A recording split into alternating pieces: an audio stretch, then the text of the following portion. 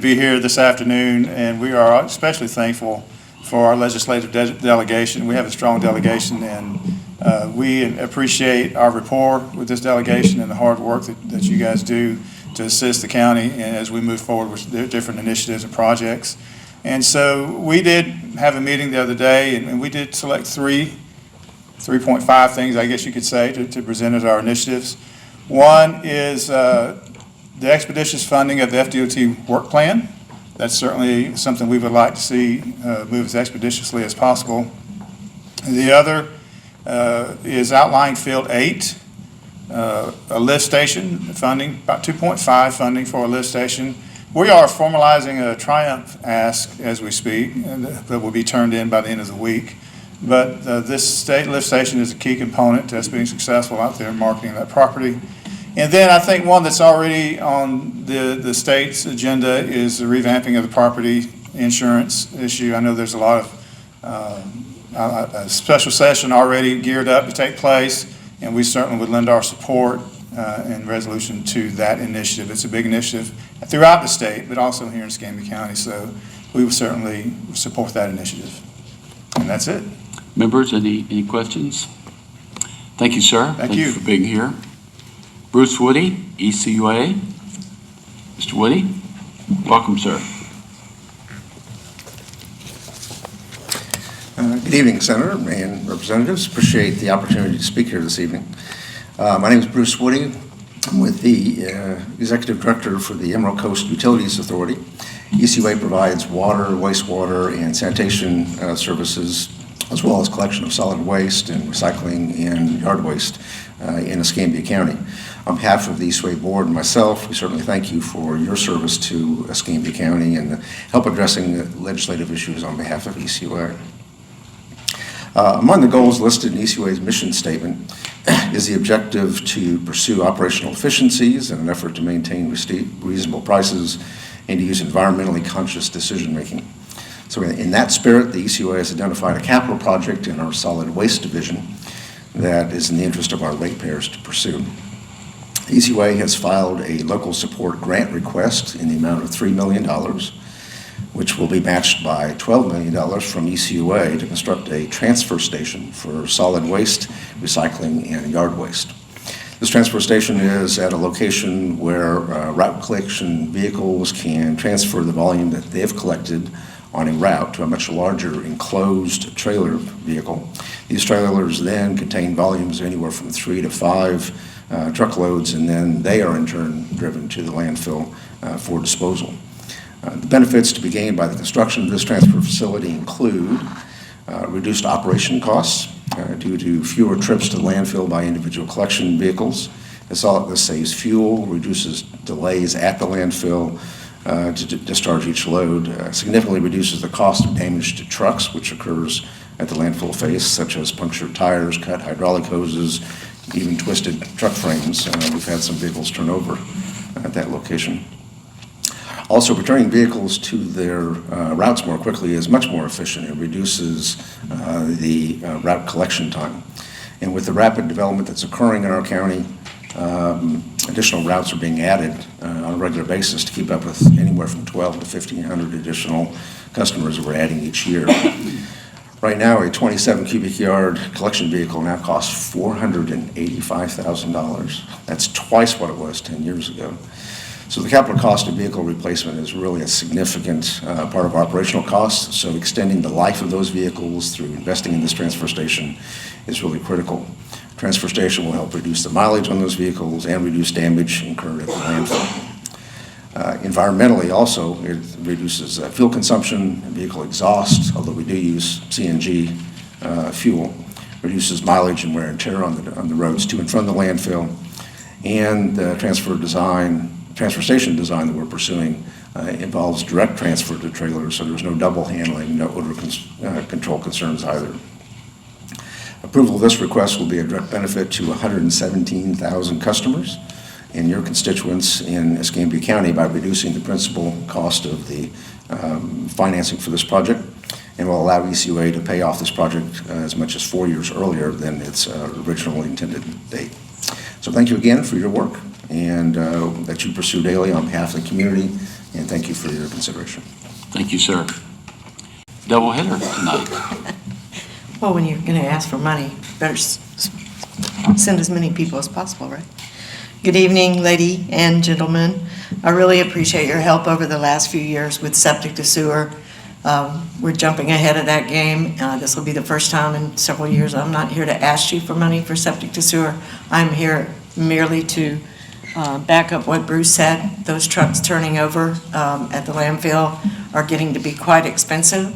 I don't know if you've ever been up there. It's the highest place in the state of Florida, and they literally drive back and forth up this hill, and it causes a lot of damage. Plus, they're on the road and not out picking up garbage where they should be.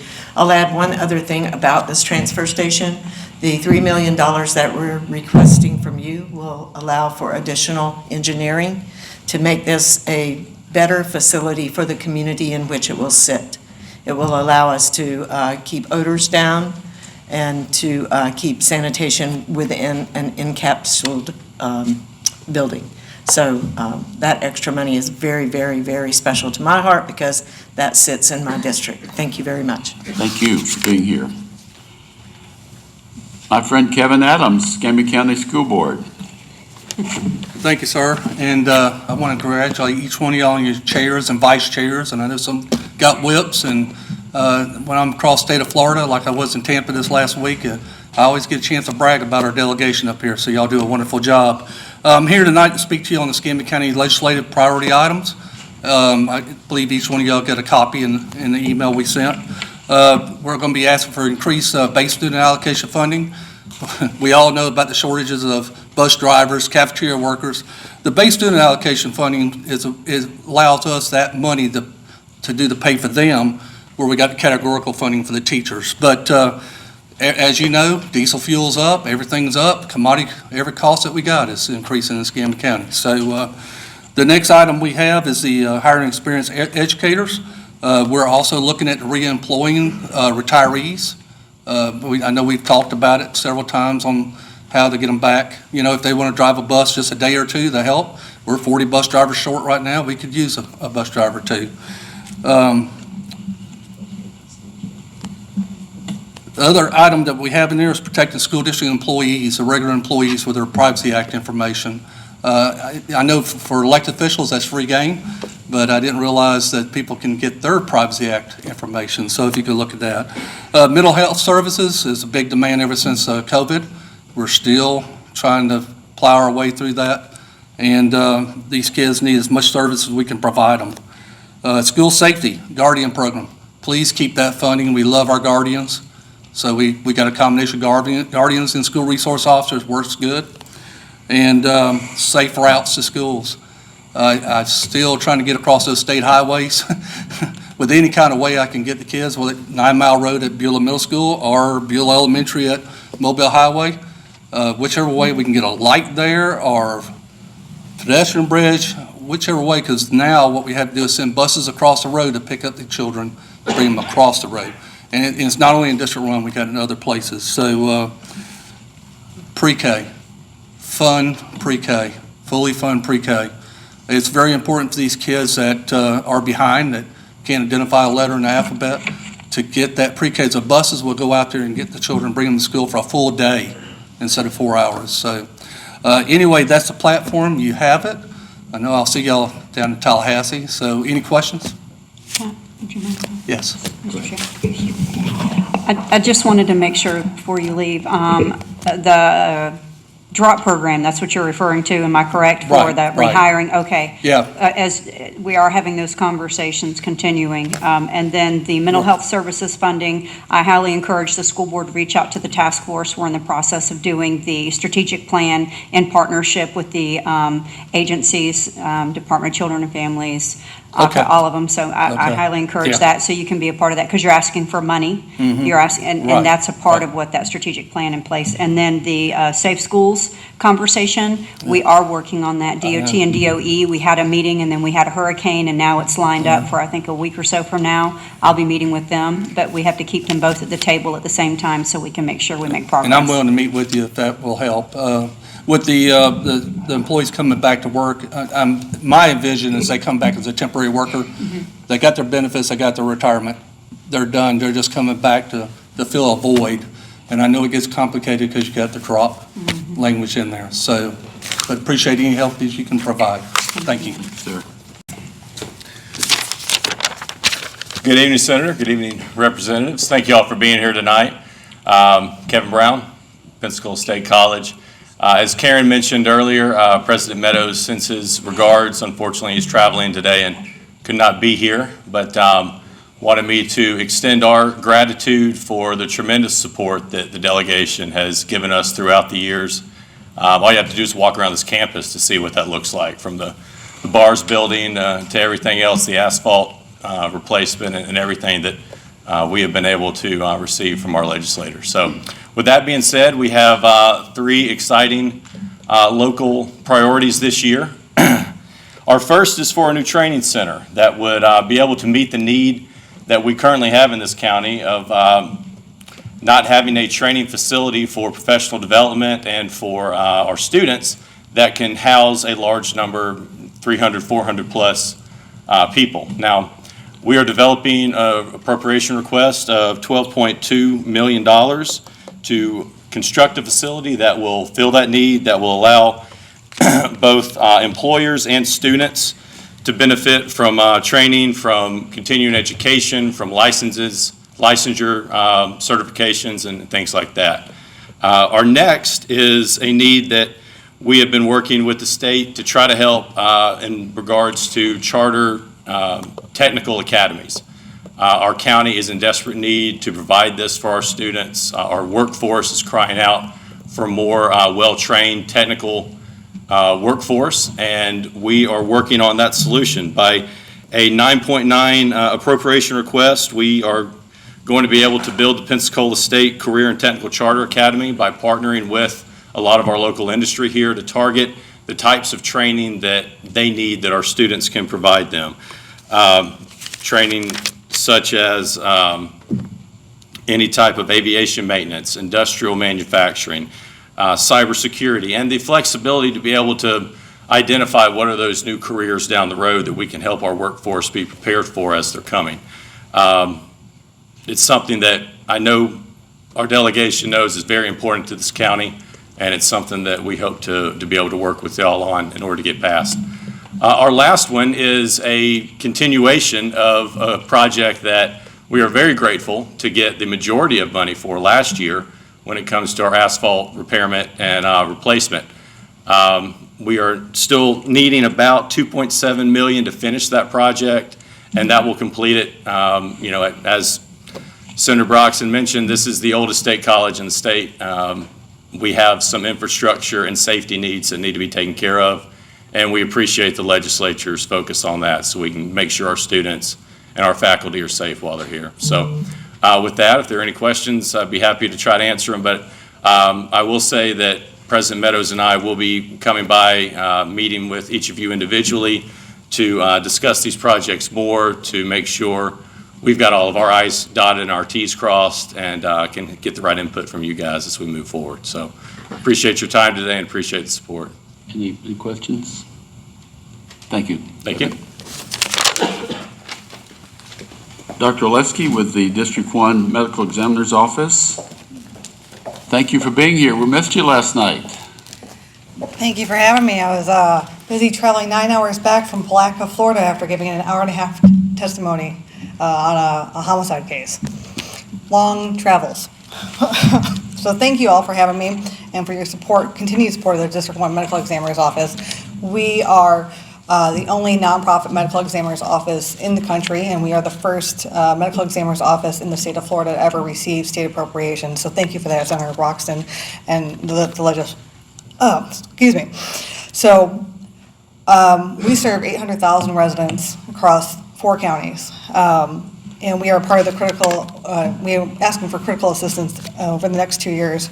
So we've had an increase of deaths in our counties mainly due to overdoses, accidents, and an increase of suicides, as well as people who are dying from here after moving from out of state. We don't have enough primary care doctors in the region to see these people, and therefore then they come to us, and we're responsible for signing their death certificate. We're currently the only medical examiner's office in the state of Florida that is not within a freestanding building. We are a relic of the past. I'm currently working in a facility that is 25 years old that was meant to function for 15 years. The increase of caseload our office has faced compared to 25 years ago when we first moved into the basement of Sacred Heart is by thousands. I'm seeing over 1,000 more bodies come into our office a year. We are reviewing 4,000 more deaths than we did 20 years ago. 20 years ago, District 1 used to be quaint, uneventful area, and we were 13th out of all the districts for violent deaths. And now we're 5th, 2.5 times more violent deaths than we had 20 years ago, and now we're even 3rd for overdoses compared to all of the other districts. We used to be 13th. We've also used to be 21st for homicides per population, and now we're 6th. So our increase in workload is real, and it is palpable. One of the most critical functions of the medical examiner, as I just mentioned, I went to go testify across the state on a homicide. If you don't have a medical examiner to call the death a homicide, it cannot be prosecuted. You cannot convict somebody without the testimony of the medical examiner. So, fortunately, I came here following a search committee, and they selected me, and they... Congratulations, Mayor. I'm not that nimble. I snuck in behind you, but Did you? Yeah, right at the last second. Well, tell me some revolutionary things you've done in the last week. I found the elevator, and I can operate the coffee maker, but and we have a few more things on our list after that. But let me echo the opportunity now to work with both representatives and the senator. I'm really looking forward to that and having great relationships with all of you in conversations before and certainly after this. I'm grateful not only for our relationships, but the positions that you hold, and knowing that even over here in Northwest Florida, that we're going to really be able to get some things across the finish line. I have such confidence in all of you guys. But I'll touch on just 3 quick things. Attainable housing is a real big focus for me, and we have. I know we're not unique in Florida, and I know that this is going to be a very big topic of conversation for you guys in Tallahassee, but we are no different in the fact that we've reached a critical point with attainable housing. And we have people who enrich lives, like teachers, save lives, like police and firefighters, who can't afford to live in the city of which they save and enrich lives. So that's a big focus for us as we move forward, and I know it is for you guys. Our airport, supporting our $2.25 million ask for the design of the new airport concourse. There's a lot of other factors and a lot of other competition in play in our surrounding area, and we're bursting at the seams, a great problem to have with an airport. And so your support in that and working with our great partners at FDOT to make sure that we get that across the finish line would be helpful, as well as support for our port and all of the exciting things that we have coming. Lastly, Carpenter's Creek. I know you saw we received a $5.95 million Restore Grant fund to help with some water quality in the creek and Bayou Terhar, and we're committed to working on improving water quality across the city, and really certainly want to work with the state as we move forward. So, we'll continue to focus on safety, housing, and job creation in the city of Pensacola, and I know we'll be able to accomplish a lot of great things with the 3 of you. So thank you so much for your time. Thank you, sir. University of West Florida priorities, Rachel Whitbread. Rachel, how are you doing? Good evening. You can definitely hear me coming.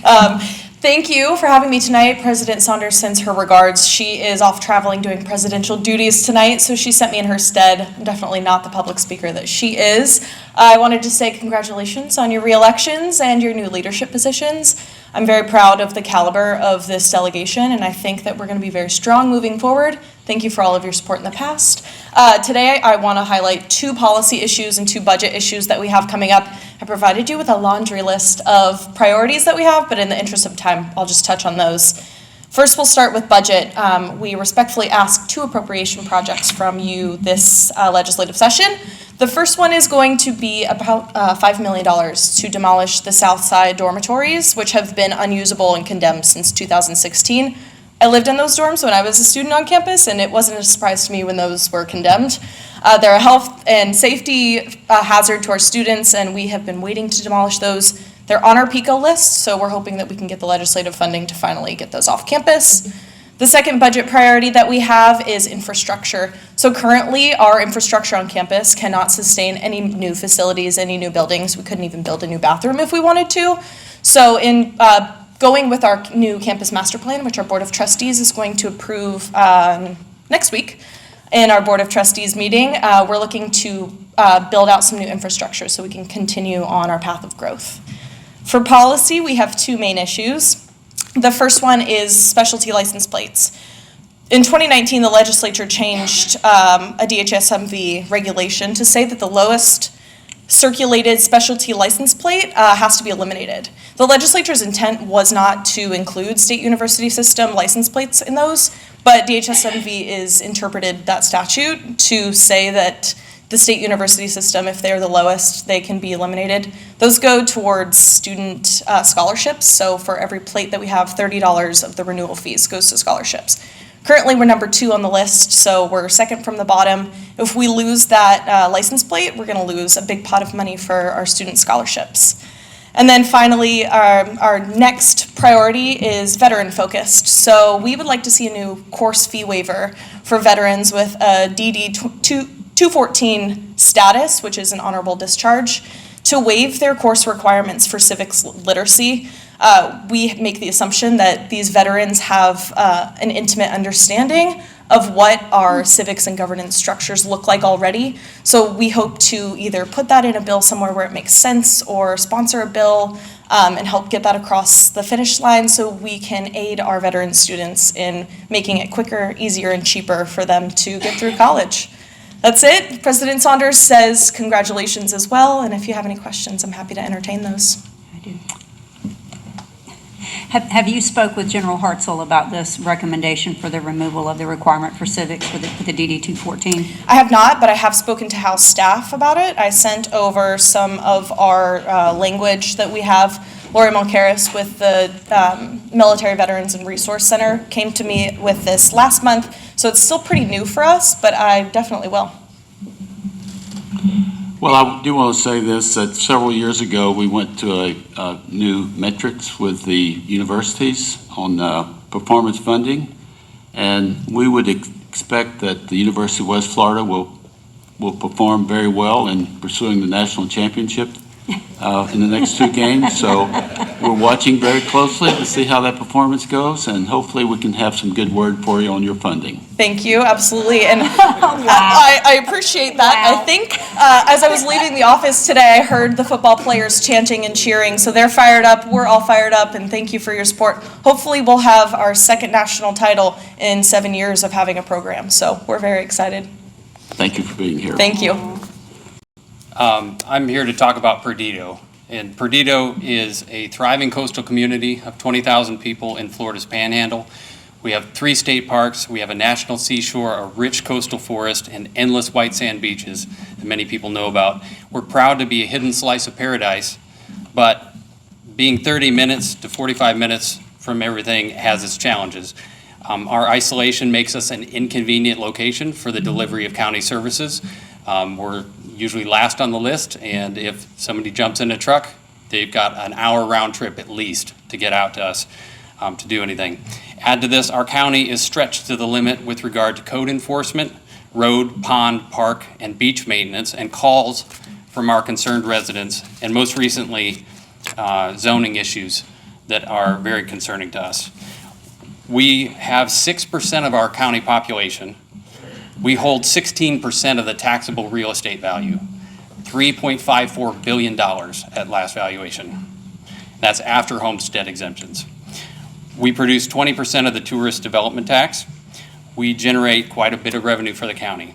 So Perdido is home to bright, committed people who care deeply about our community's well-being and understand its unique needs. Given the chance, we would love to control our own destiny. In fact, a recent Perdido Key Association survey showed 78% support for municipal incorporation. And we found that same sentiment throughout the mainland Perdido area and Andrade. By incorporating Perdido as a municipality, we could address local concerns. Handling issues ourselves would alleviate stress from Escambia County and free up these resources to be focused elsewhere. As a municipality, we can have opportunities to build value in our own community. We can ensure that zoning and planning align with our local way of life. We can improve street conditions along with traffic flow, pedestrian safety, sidewalks, multi-use paths, street lighting. We can provide a fire station in the northern part of our area that has been missing for 4 years. People's home insurance up there are double and triple in some cases because of the re-rating. We can increase law enforcement patrols, establish uniform code enforcement to protect our property values. Again, each of these might be addressed separately by our county, but this would create unnecessary strain on our neighboring communities and the county. So by operating as a municipality, we can directly address citizen concerns and keep local issues local.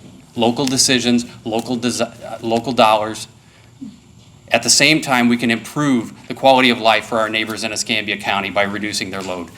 The Florida Constitution grants county and municipal governments home rule authority, which allows them to better self-govern by adopting and enforcing unique laws.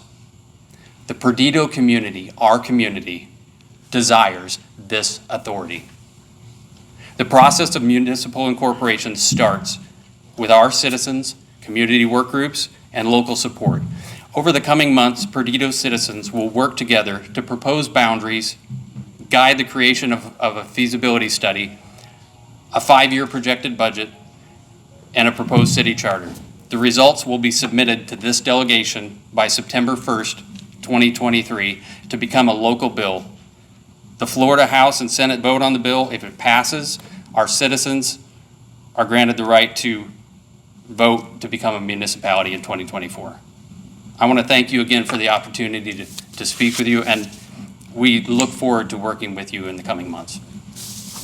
Thank you, sir. I think you outlined the procedure. It's something we can't consider this year. It would be a local bill, and I would suggest you get with Representative Andrade and make sure that you dot all the i's and cross the t's so that he can properly present it, if that be the desire of your people in Perdido.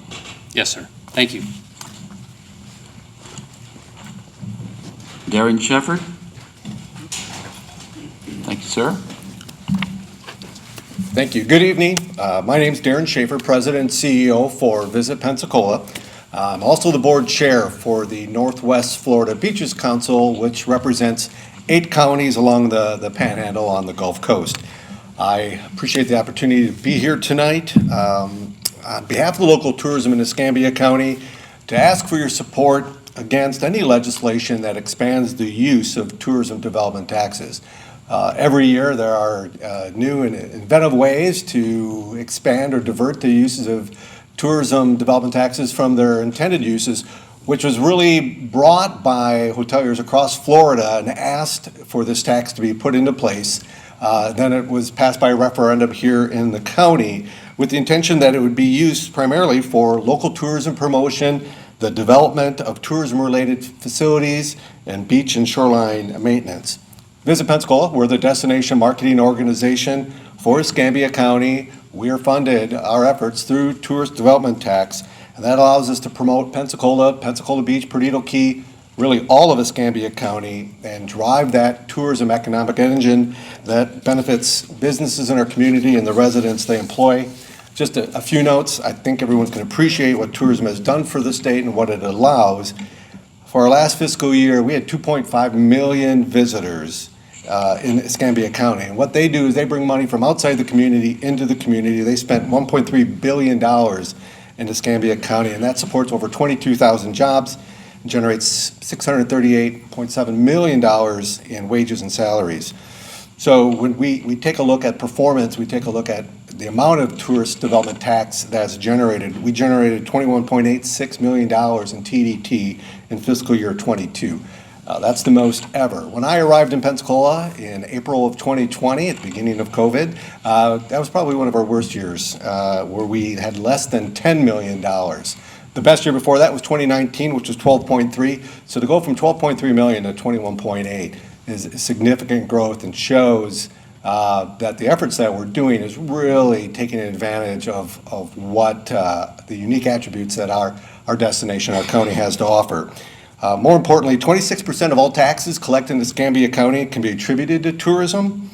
And overall, there's a $61.4 million net economic benefit to Escambia County. So that takes the revenue in, but then subtracts out all the costs associated with having tourism in our community to have that kind of net benefit. It also saves local households $641 million in local taxes that if we didn't have tourism, they'd have to pay themselves.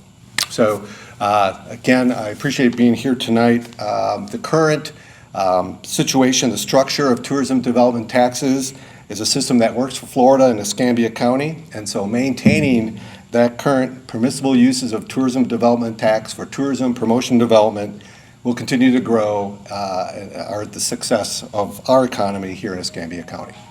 Thank you. Thank you, sir. And I think you know that this has been a topic in Tallahassee for several years on how those monies are to be spent. If you look at some of the counties, they have tremendous assets that are just dedicated to tourism.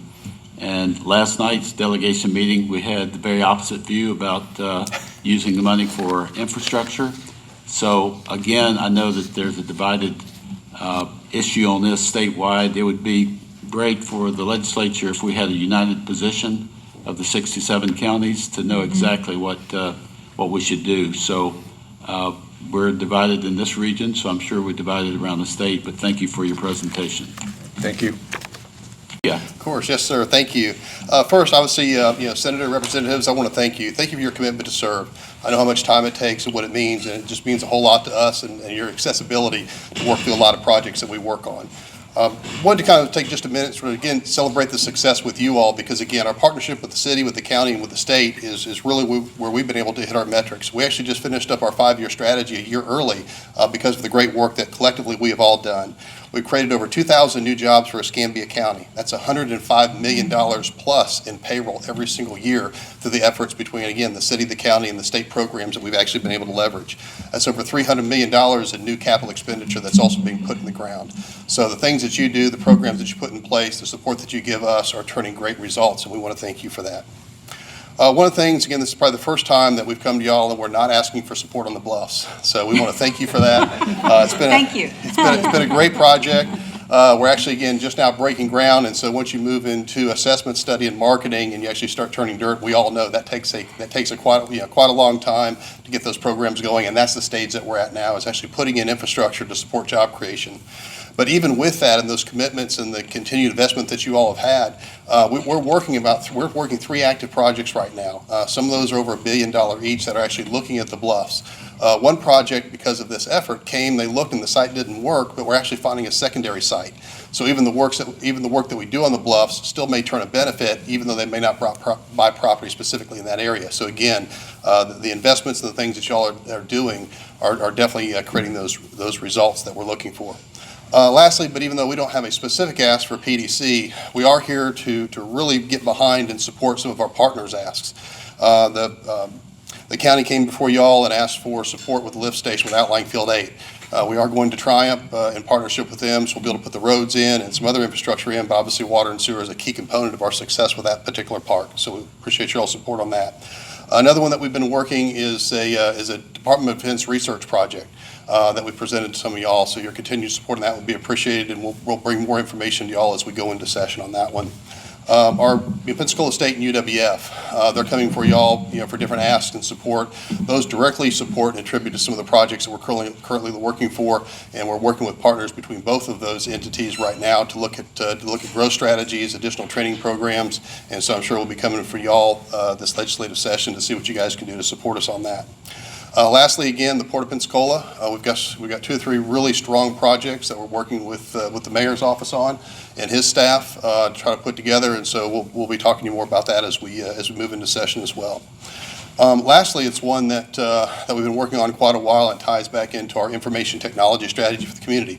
We know the state's continue to look at investments and really needs to support that particular industry sector. We know we can do a lot to help the state here in Pensacola as y'all make those decisions to basically protect the state itself. We obviously do that very well. We protect the federal government out of Pensacola, and we know we can be a great partner to protect the state of Florida as well. So those are kind of our top 5. So we'll definitely be working to support our partners through this process, even though we don't have a specific ask this year. But again, thank you so much. Thank you. Members, any comments? Thank you, sir. Christian Wagley, Healthy Golf.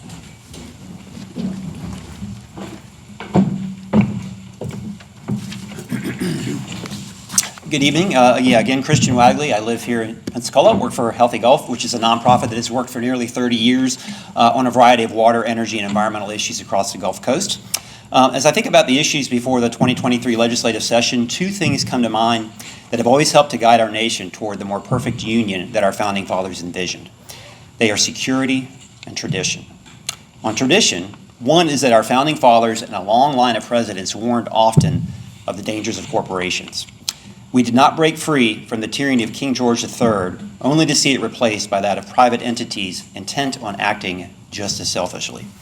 Now, in 1816, Thomas Jefferson warned of, quote, the aristocracy of our moneyed corporations, which dare already to challenge our government to a trial of strength and bid defiance to the laws of our country. Such warnings continued over the decades from President Andrew Jackson and Teddy Roosevelt to Dwight D. Eisenhower, among others. Today, we see the defiance that Jefferson warned about in corporations like Florida Power and Light and their repeated abuse of their monopoly status. A monopoly status that is a privilege, not a right, granted by the people of Florida. Which leads me to that second part, security. Part of security is being self-sufficient and independent, not depending on others to provide that which we can provide for ourselves. Yet we are being denied full access to the energy freedom and independence that Floridians want.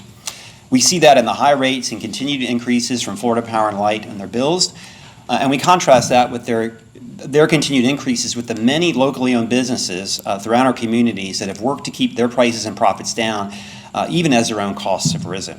And we need all of you to work to ensure that the Public Service Commission requires these monopoly utilities to behave in the same way our locally owned businesses do, adjusting with the needs of the communities they serve. In the name of energy freedom and security, we also ask you to make power purchase agreements accessible to Floridians. Now, in order to protect monopoly utilities from competition, a previous legislature passed a law that made it basically illegal for residents and businesses to utilize this innovative financing model, which allows a business to install solar on your rooftop at no upfront cost in return for an agreement in which the property owner purchases the power generated each month. This is the same model that is giving hundreds of thousands of Americans in other states access to lower cost energy and energy freedom while fueling entrepreneurship that creates thousands of jobs. Legislators in Georgia did away with a similar prohibition several years ago as conservative leaders recognized how this law was anti-free market and was stifling entrepreneurship and energy freedom. Now, we saw the potential of this delegation last spring when Senator Broxson and Representative Salzman voted against a bill on net metering that without any independent analysis would have restricted the existing model for solar energy used by homeowners and businesses to achieve energy independence and energy freedom. Governor DeSantis heard the voices of Senator Broxson and Representative Salzman, and the residents of Northwest Florida, over 19,000 of whom have petitioned for a rehearing on the 2022 FPL rate increase, leading him to veto the net metering bill. We ask each of you to carry forward and expand those same strong voices in the 2023 legislative session, and I wish you all a very successful session. Thank you very much. Thank you, sir. Lindsay Cannon. Lindsay Cannon, Regional Executive Director at Children's Home Society. It's an honor to be here with all of you guys today. On behalf of Children's Home Society, we want to congratulate you all on successful campaigns, and we're looking forward to working with you going forward. Wanted to let you know just a few weeks ago, Children's Home Society celebrated our 120th year serving children and families in the state of Florida, and we're going to be recognized by the Florida Cabinet next month as well. So something for us to all be very proud of. Well, we are excited to share with you the news on our community partnership school model. You guys have worked so hard on this every year, but last month, 7 new community partnership schools were announced, including another school right here in Escambia County, which is Pine Forest High School. This brings the total today to 36 community partnership schools statewide, and that includes our C.A. Weiss Community Partnership School. The model, of course, pulls together 4 core partners. And that would be Children's Home Society or other lead nonprofit, a university partner, which is here, of course, University of West Florida, and a health partner, Community Health Northwest Florida, which we are going to replicate that partnership at Pine Forest High School as well. We know for many students that the school becomes a safe place to be, and the schools are rapidly becoming a place that needs to be a hub and need to be a support, working not only with expanded learning, but also addressing that access to health care, including mental health services. So we're very proud of the impact that we have on students in all of these schools by removing barriers to their education. Positive impacts, of course, include higher test scores, less disciplinary referrals, greater teacher retention, and stronger parent engagement. We're requesting this coming session that the legislature increase funding to a total of $11 million to continue to implement the model, of course, here in Escambia County, but also to expand the proven model and impact more students and families throughout our state. I want to thank you for your time and enthusiasm that you guys always provide for us, and of course, I'll answer any questions that you may have. I just want to say thank you for all of your passion and hard work to this. I'm so excited about Pine Forest. I am too, and it's been really wonderful to see our community come together. Escambia Children's Trust came up as well to do a match proposal for Pine Forest so we could get it going very quickly. So we're very blessed and excited to have all of those components a lot quicker than we had Weiss. So, yes. And 2,000 students. Thank you. All right, thank you all. Donna Del Rosario, Florida dental hygienist. Oh, fun. Welcome back. Welcome. 2 Thank nights you. in a row. Thank you for having me again, Representative Salzman. I didn't get to meet you last night. So my name is Donna Del Rosario. I'm a registered dental hygienist licensed to provide services in Florida.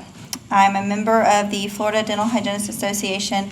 I live in Santa Rosa County and work in Escambia County, hence why you are hearing this all over again tonight, and I apologize. On behalf of the FDHA, I ask for your support increasing access to dental care for our state's most vulnerable residents. Legislation will be filed soon that makes small changes to the 2011 Health Access Setting Law, which allows dental hygienists to perform certain services in specific settings without the authorization or supervision of a dentist. This legislation would allow dental hygienists to apply temporary fillings in these settings. Dental hygienists are already allowed to do this in private practice without the supervision of a dentist. It would also expand the locations that mobile dental units may visit for the purpose of bringing dental care to underserved populations, and also remove unnecessary barriers to care in health access settings, such as a prohibition for additional cleanings to be performed unless a child has seen a dentist in the last year. This legislation will be filed soon, and we are working in conjunction with the Floridians for Dental Access and American Children's Campaign on this initiative.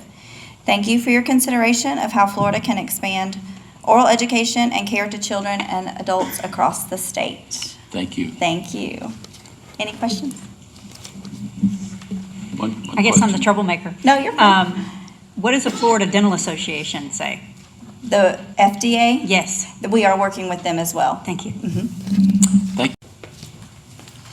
Good evening.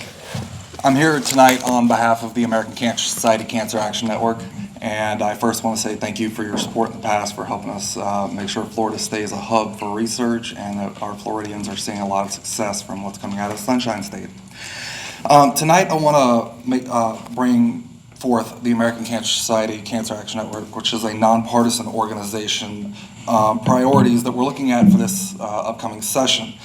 Specifically, we work on behalf of nearly 153,000 Floridians who will be diagnosed with cancer this year to promote policies that will reduce the cancer burden for all Floridians. I'm here today to talk about the importance of biomarker testing specifically in making sure that cancer patients receive the right treatment at the right time in hopes that you will address this in the upcoming session. Progress in improving cancer outcomes increasingly involves the use of what's called precision medicine, which uses the information about an individual's own genes or proteins to essentially prevent, diagnose, or treat diseases like cancer. Biomarker testing is an important step for accessing precision medicine, including targeted therapies that can lead to improved survivorship and better quality of life amongst cancer patients. Not only can biomarker testing match a patient with the most effective treatment for his or her cancer, it can also help them avoid ineffective and unnecessary treatments, which, as we've heard tonight, it would lead to more efficient care delivery and, for many patients, cost savings.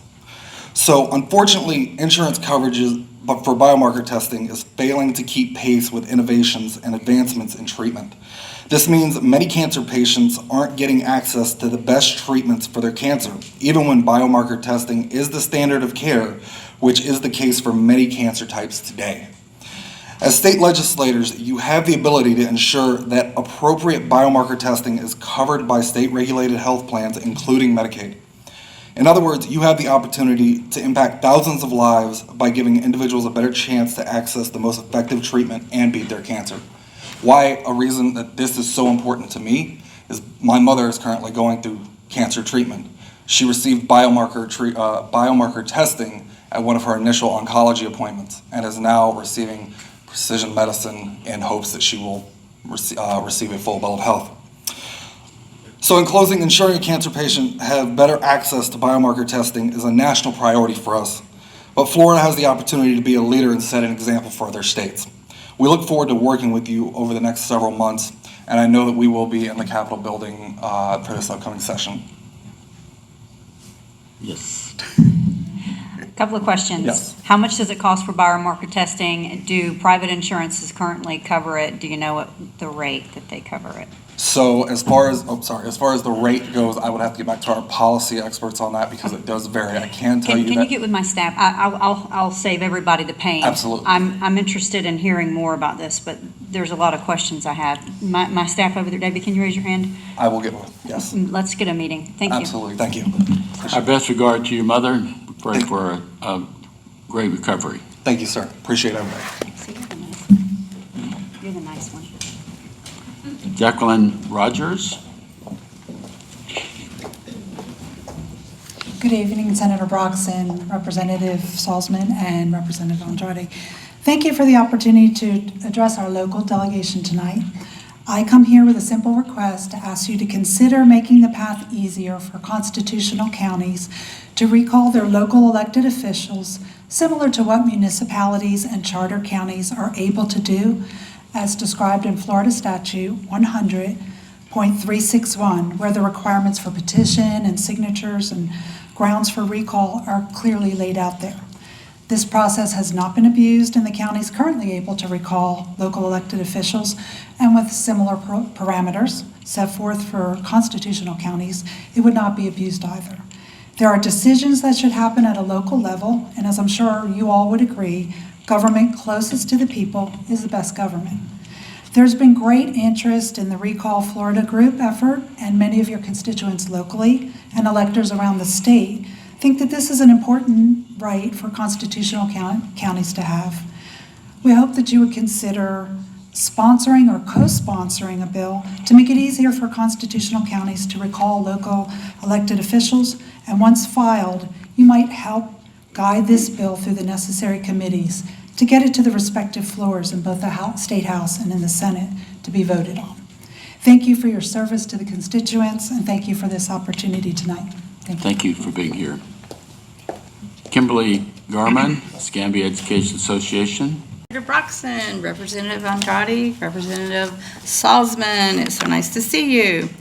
My name is Kimberly Garman, and I am an ESE pre-K teacher in Escambia County and have taught in this district over 20 years. I'm here today as a Republican cadre member of the Escambia Education Association. Proud of my union. I want to say thank you for the increased education funding that we have had recently. I would ask for you to please continue to maintain or increase your investment in education. We are struggling in public education. not a really good speaker in front of all these adults.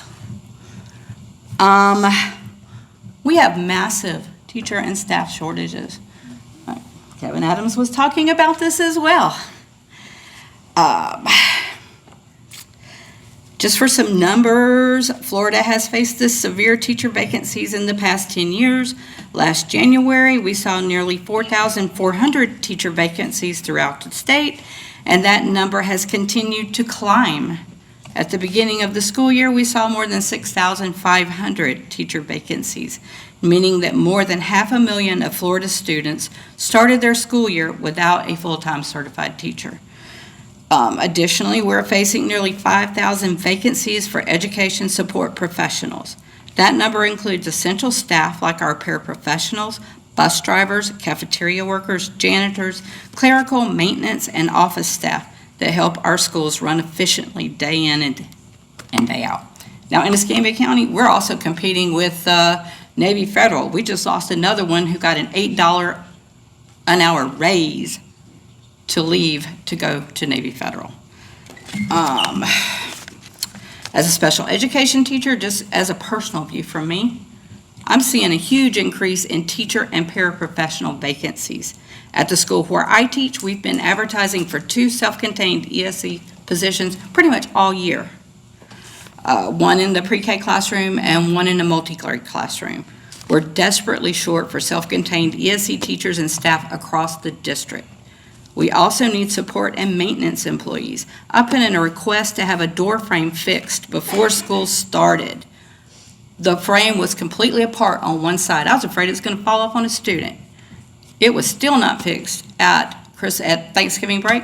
Me and my husband came in over the break and fixed the door because I was afraid it was going to injure a student. We're extremely short-staffed in transportation with route managers driving routes and then drivers taking loads home, turn around and going back to get more. Talking to teachers and support staff in the district, I know these issues, they exist across the board. As you consider education policy this session, we have suggestions to help curb the growing number of unfulfilled teaching and support positions. Provide districts more flexibility to raise teacher salaries for both new and veteran teachers alike, and provide adequate funding to raise wages for critical shortage areas of support staff. Because different districts have different areas where they desperately need the help. And if you have more flexibility, then the districts can determine where they need the particular help. Permit school districts to offer extended contracts for proven experienced teachers. I have never seen so many, in 20-something years, I am seeing so many veteran teachers that are still annual contract and feel no loyalty really to the district, and they're going to Georgia and they're going to Alabama. We're losing our experienced people. Consider programs that would create pathways for our educational staff professionals to gain their teaching certificates. And consider waiving some of the certification renewal and certification test fees for the teacher prep programs. I mean, we need to do things to bring our people in, and we need to keep the ones we have. There are more things that they have on my thing, but I think that this really covers what I wanted to say. Thank you very much for being here. I know I'm probably over my 3 minutes. Is Hal doing the timer? I didn't know that. I thought his phone was ringing. Yeah, we're just. I was like, dang, Hal. Thank you so much. Hello, I'm Willie Craig, and I'm going to sound like a tape recorder because a lot of the things that she just discussed, I want to thank you for as well. Thank you for your commitment to education, to public education, and the work that you've done for our salaries. Thank you for trying to keep the students safe, for keeping us safe. I really want to thank you for that. That's from the bottom of my heart. I am a middle school teacher here in Escambia County. I live in Santa Rosa County. I make the drive every day. That's significant. I'm going to come back to that in just a little bit. I am here as an EEA member, but today I'm speaking as an individual. I'm speaking as an individual because there are a couple of things that I wanted to say that I'm just going to say they come from my heart. And first of all, I kind of wanted to go in and say that there are some asks here. The asks are, again, with our salaries, with the teacher salaries. Thank you for the work that you've done, but to be honest with you, it's not done. It's not over. Realize that there's shortages all over. You've heard that from our school board that we have some problems that are that way. You heard from Kim that we have some problems that way. A little bit of a story. I'm a fifth-year educator. Obviously, I'm not in my 20s, so I did this later in life. 20 years ago, I was working in a restaurant, making significantly more money than I'm making now as a teacher after 5 years. We're trying to get people in that we want to take care of our children. And yes, we've done enough to bring more people in, but the retention is not there. We're training people to go to the other states, as Kim mentioned. Right now, if instead of driving the 20 minutes this way, if I drive 20 minutes north, I make $20,000 more a year. That's not something that the school board can address. That's where we need your help. The bordering counties need to be able to address this. The bordering counties need to have the flexibility to do things like that. So I'm talking to you, I'm asking you for your help.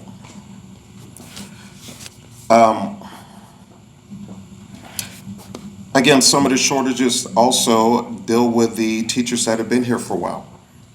Now, when I said I was a 5-year educator, I teach math at a Title I school. Now, I know a lot of people, if I look at them right now, as soon as I said math, they kind of shriek, and you think about Title I school and you say, man, that's a tough job. It's nothing compared to what Kim does on a daily basis with ESC.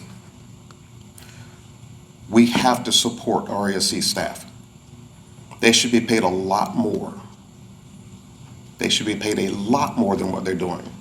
They burn out within 3 years. It's a big salute for her to be here. It's a big salute for her to do what she does. So we have to take care of them. Speaking of which, we're trying to bring people in from that are experienced educators from other states. As they come in, we have this thing that's in place now that limits them to 7 years of experience they can be paid for. So if we have somebody like Kim that came in from another state, she'd only be paid to be a 7-year teacher as opposed to a 20-year teacher. So why would she come? Why not go to Alabama where she'd be paid as a 20-year teacher, make a ton more money, and I do mean a ton more money, not $20,000, and she can still work on a beach. Again, that 6-month waiting period for the set up by the retirement program, that 6-month waiting period, that it needs to be waived. And I see heads nodding. Please, please, please support us in that. We're trying to lead toward that as well.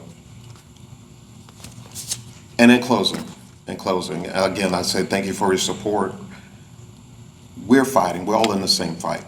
We love our kids. We absolutely love our kids. But we love your kids too.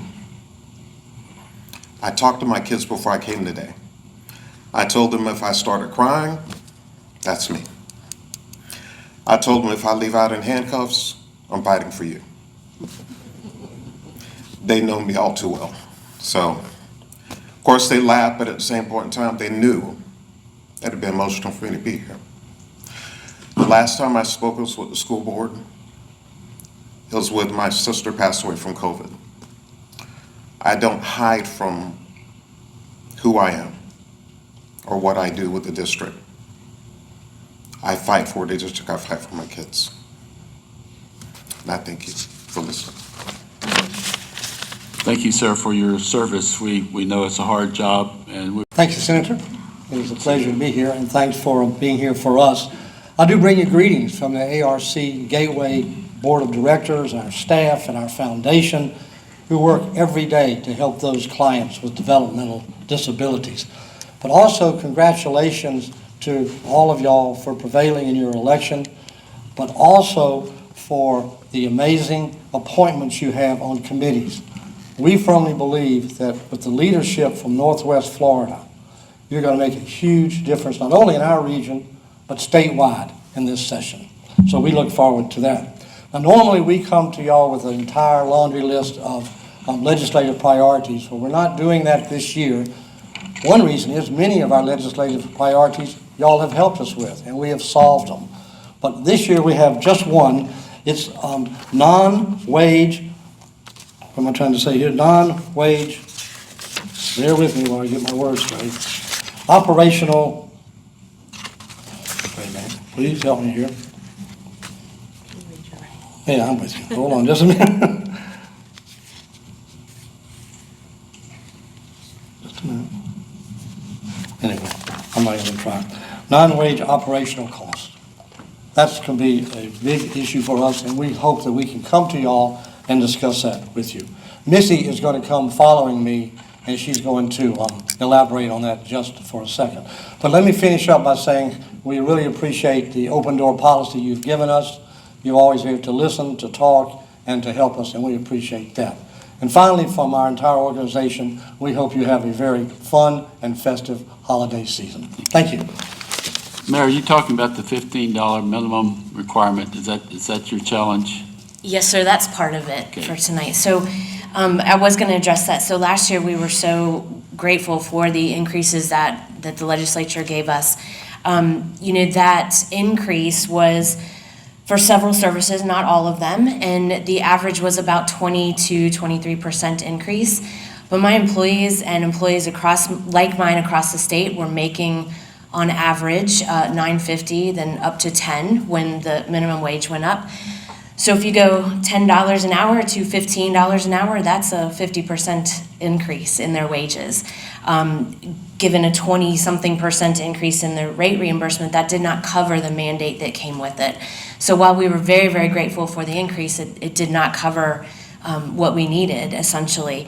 It also didn't address anybody who was already making $15 or more, or the person making $14 an hour. And it also doesn't address any of our operational costs. My agency specifically in our area, just looking at things like fuel for the vehicles that we are required to have, groceries in our group homes, just regular utilities, power bills. This agency has seen an increase of about 20% in all of those expenses that we eat. That is not funded in any way, shape, or form from this rate reimbursement increase that we received. So again, while we were very, very grateful, it did not cover all of the operational costs that we are legally required, of course, in order to provide these services to people with disabilities.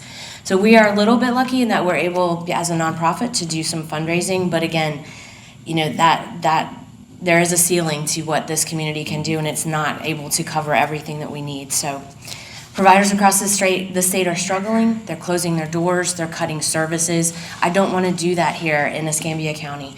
So we, as an ARC agency, are pairing up with all other ARC agencies across the state, as well as the FARFs, the Florida Association of Rehabilitation Facilities. Here locally, that is Capstone and Pyramid as well. Mm-hmm. We are all giving you guys the same message. So you have a flyer in your packet tonight, which is our message. Every legislature across the state will receive the same one. And we thank you so much for all of your support, and hope that we can continue to see that support in the future. I think you know that what they're talking about is that any agency that receives state funding must pay a minimum of 15. I think it was a good faith effort to do what was right for those that are struggling, but it did have some unintended consequences. Absolutely. And I've heard it on other areas, and I don't know what the end result would be. It'd be a leadership issue, but hopefully there'll be some way that we can give you a way to make ends meet. Thank you. And if I can be a resource to you in that fight, I'm happy to. Thank you. Thank you. Jennifer Jones. Good evening, Senator and Representatives. My name is Jennifer Jones. I'm the President and CEO of Florida Cultural Alliance. I don't live in Escambia County, but I'm here to speak on behalf of 11 Escambia County organizations. You probably received a platform, a preview with typos, about the Escambia County arts organizations that are in line for funding. I want to thank you for the record funding that the legislature approved last year. It was a white knuckle ride during conference week. It was crazy and exciting at the same time, and I was really excited that Florida moved from the rank of number 17 to number 7 among the 50 states as far as arts funding goes. And yesterday at the National Conference of State Legislators, 4 of your peers were recognized as state arts legislators in San Diego, California. They didn't go, they didn't all go, but they were recognized there at the conference. So I just wanted to take a moment because I know this is an Escambia County delegation. I've been in senators' offices in years past and overheard the senator tell his aide, find me everything that's this county.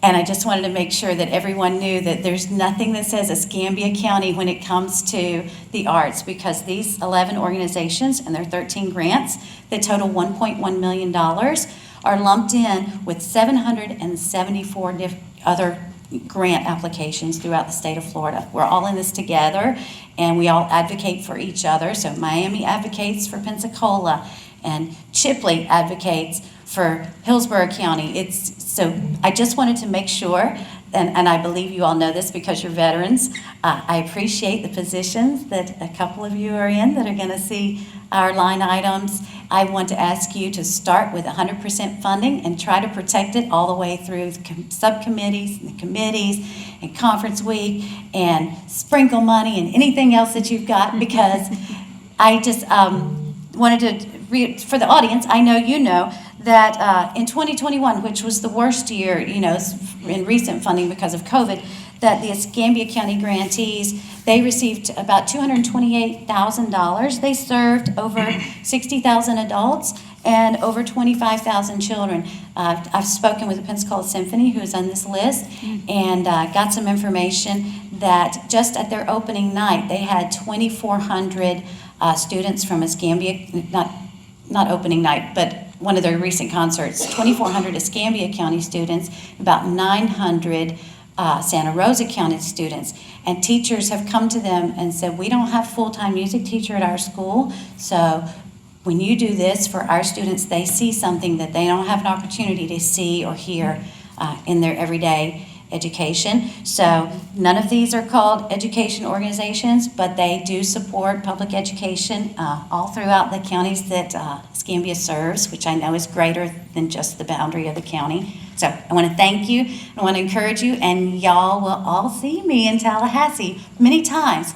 Mark off, I want to thank Trevor and Victoria for getting me into the meeting and for the help, how responsive they were. Mark March 22nd for Arts Advocacy Days in Tallahassee, and we will see you there. Okay. Thank you. Thank you. Any questions? If you need a schedule for any of the Escambia County concert series, let me know, and we'll send it right over to you. Thank you. David Chenier.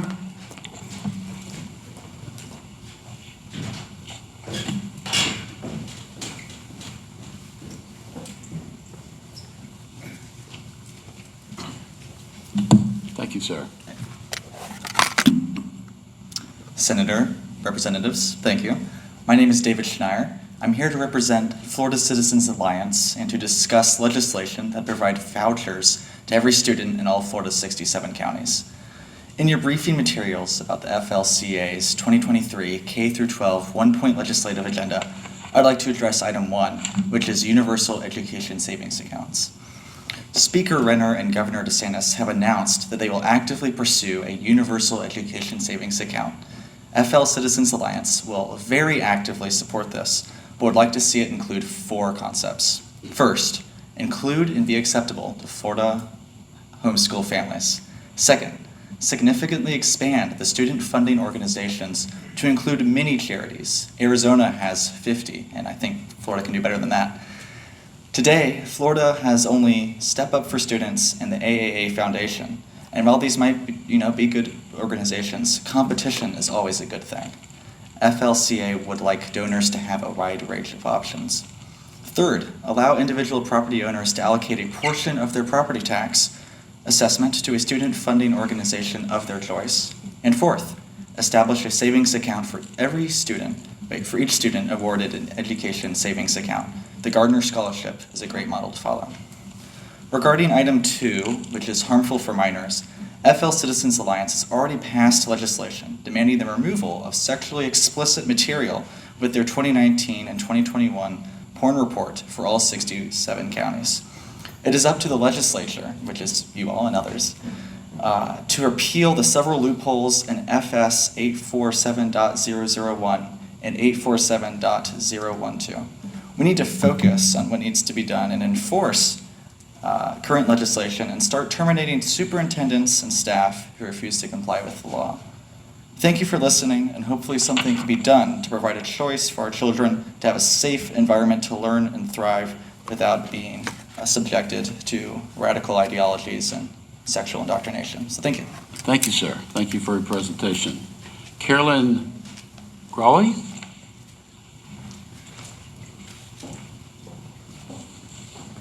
And he is the Florida Firefighter of the Year. That's my firefighter.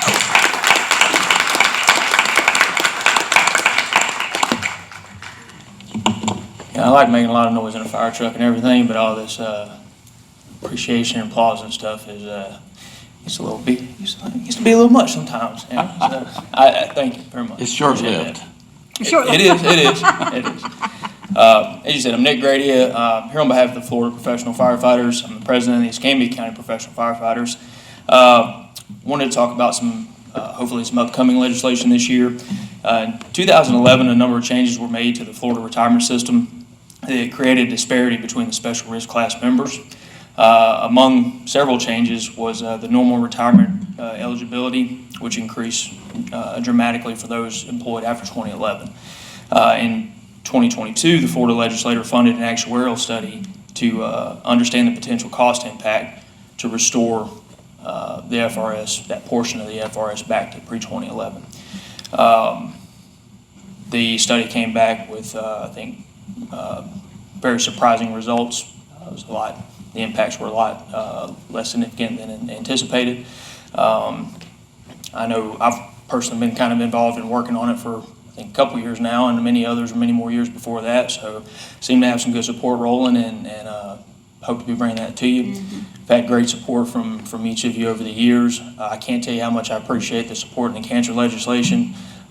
It's had a tremendous impact within my own home local. I genuinely appreciate that.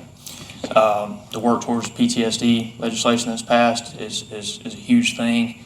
I think we all get along over here pretty well, and really appreciate the work you guys do. And hope we can get this across the finish line as well. Thank you for your time. Thank you, sir. Members, any comments? Thank you, sir. All right, we are finished with our scheduled agenda. I do want to see if we've missed anyone that maybe had filled out a card we didn't see. Or is there anyone that had a comment? I'm always fearful in saying that. But we will, before we adjourn, we will select the chairman for 2023 and 22-23, and then is there a nomination on the floor? Chair, if I may. Sure. To quote my favorite poet, Lil Wayne, when he said, "If it ain't broke, don't break it." I would like to nominate you, Senator, to chair the Escambia County Delegation for another year. Any other?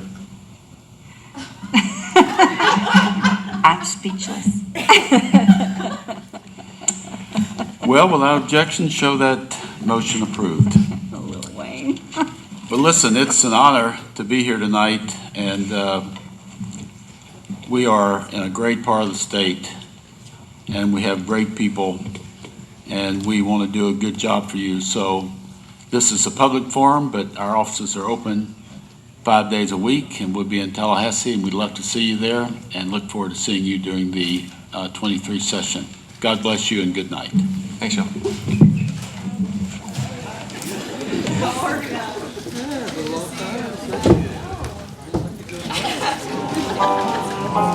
Thank you.